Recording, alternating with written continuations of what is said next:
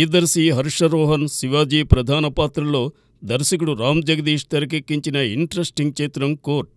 గత వారం ఈ సినిమా థియేటర్స్లోకి వచ్చింది. విడుదలకు ముందే పెయిడ్ ప్రీమియర్స్ వేసి సూపర్ హిట్ టాక్ని మేకర్స్ అందుకున్నారు.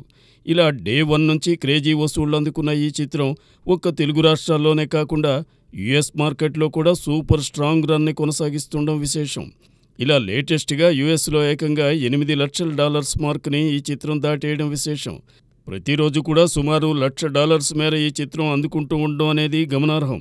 ఇక ఇదే మూమెంట్ కొనసాగితే $1 మిలియన్ పైగా వసూళ్లు ఈ చిత్రానికి లాంగ్ రన్లో దక్కవచ్చు. మరి ఈ చిత్రం ఎక్కడ ఆగుతుందో చూడాలి. ఇక ఈ చిత్రానికి నేచురల్ స్టార్ నాని నిర్మాణం వహించిన సంగతి తెలిసిందే.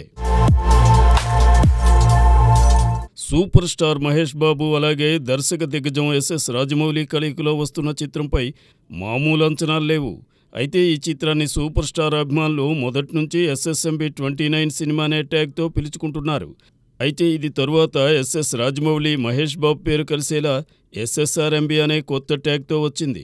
కానీ దానిని మహేష్ అభిమానులు ఏమాత్రం ఒప్పుకోలేదు, అసలు యాక్సెప్ట్ చేయలేదు. సోషల్ మీడియాలో SSMB 29 అనే ట్యాగ్నే ట్రెండింగ్లో ఉంచారు. దీంతో మహేష్ ఫ్యాన్స్ పవర్కి జక్కన దిగొచ్చాడు. ఈ కాంట్రవర్సీకి చెక్ పెట్టేశారు. లేటెస్ట్గా తన నుంచి ఒక లెటర్ పీస్ని రిలీజ్ చేశాడు. అది ఇప్పుడు సోషల్ మీడియాలో వైరల్గా మారింది. అందులో తన సినిమా SSMB 29 అంటూనే ట్యాగ్ పెట్టి సంతకం చేశాడు జక్కన్న. దీంతో జక్కన్న సైడ్ నుంచి కూడా ఇది SSMB 29 అని తేలడంతో మహేష్ ఫ్యాన్స్ కూల్ అయ్యారు. ఈ విధంగా మహేష్ ఫ్యాన్స్ ఇచ్చిన ఝలక్తో జక్కన్న కిందకి దిగొచ్చాడు. ప్రియదర్శి, శివాజీ ప్రధాన పాత్రలో దర్శకుడు రామ్ జగదీష్ తెరకెక్కించిన ఇంట్రెస్టింగ్ కోర్టు డ్రామా కోర్ట్. మంచి ప్రమోషన్స్, బజ్ నడుమ రిలీజుకి వచ్చిన ఈ చిత్రం అంచనాలు అందుకుని అదరగొట్టింది.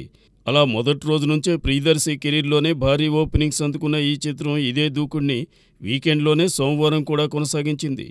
ఇలా 4 రోజుల్లో 30 కోట్ల దగ్గర గ్రాస్ని వరల్డ్ వైడ్గా అందుకున్న ఈ సినిమా ఇప్పుడు 5 రోజుల రన్ని కూడా కంప్లీట్ చేసుకుంది. ఇలా వరల్డ్ వైడ్గా 5వ రోజుకి 33 కోట్లకు పైగా గ్రాస్ అందుకుని సూపర్ సాలిడ్ రన్ని కొనసాగిస్తోందని చెప్పాలి. యుఎస్ వసూళ్లు కూడా ఎక్కడా తగ్గకుండా కొనసాగుతూ ఉండడం ఈ చిత్రానికి మరింత ప్లస్ అయింది. ఇక ఈ చిత్రానికి విజయ్ బుల్గానిన్ సంగీతం అందించగా natural star Nani wall poster cinema బ్యానర్పై ఈ సినిమాని ప్రొడ్యూస్ చేశాడు. లేటెస్ట్గా టీజర్తో ఆకట్టుకున్న సినిమా అర్జున్ సన్ ఆఫ్ వైజయంతి. నందమూరి కళ్యాణ్ రామ్ హీరోగా, సాయి మంజ్రేకర్ హీరోయిన్గా, నటి విజయశాంతి పవర్ఫుల్ పాత్రలో నటిస్తున్న ఈ చిత్రం టీజర్ మొన్ననే వచ్చింది. అయితే ఈ టీజర్ సినిమాకి మంచి బూస్టప్ ఇచ్చినట్టుగా తెలుస్తోంది.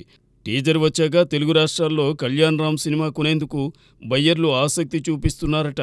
ఇలా ఆంధ్రాలో 12 కోట్లకు పైగా బిజినెస్ చేస్తే సీడెడ్ నుంచే 3.7 కోట్ల బిజినెస్ ఈ చిత్రం చేసిందట. అంతేకాకుండా నాన్ థియేట్రికల్ హక్కులు కూడా ఈ సినిమాకి అమ్ముడుపోయాయట.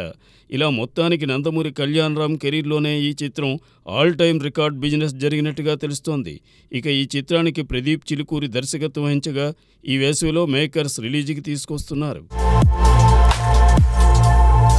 హాస్య బ్రహ్మానందం తన తనయుడు రాజా గౌతమ్ ప్రధాన పాత్రల్లో దర్శకుడు నిఖిల్ తెరకెక్కించిన ఫ్యామిలీ ఎమోషనల్ డ్రామా బ్రహ్మానందం. మరి డీసెంట్ ప్రమోషన్స్ నడుమ థియేటర్స్లో రిలీజుకి వచ్చిన ఈ చిత్రం పెద్దగా ఆకట్టుకోలేకపోయింది. బాక్సాఫీస్ వద్ద బిలో యావరేజ్గా మిగిలింది. ఇప్పుడు ఈ సినిమా OTTలో అలరించేందుకు వచ్చేసింది. ఈ సినిమా స్ట్రీమింగ్ హక్కులను మన తెలుగు స్ట్రీమింగ్ యాప్ ఆహా వారు సొంతం చేసుకున్న సంగతి తెలిసిందే. అయితే ఈ సినిమా నేటి నుంచి అందుబాటులోకి వచ్చేసింది. కానీ ఈరోజు కేవలం ఆహా గోల్డ్ని వినియోగించే వారికి మాత్రమే అందుబాటులోకి వచ్చింది. నార్మల్ సబ్స్క్రైబర్స్కి రేపు మార్చి 20 నుంచి అందుబాటులో ఉండనుంది. కాబట్టి వారు రేపటి నుంచి చూడొచ్చు. ఇక ఈ చిత్రానికి శాండిల్య పేస్పాటి సంగీతం అందించగా స్వధరం ఎంటర్టైన్మెంట్స్ వారు నిర్మాణం వహించారు. మరి ఈ సినిమా OTTలో ఏ విధంగా ఆకట్టుకుంటుందో చూడాలి.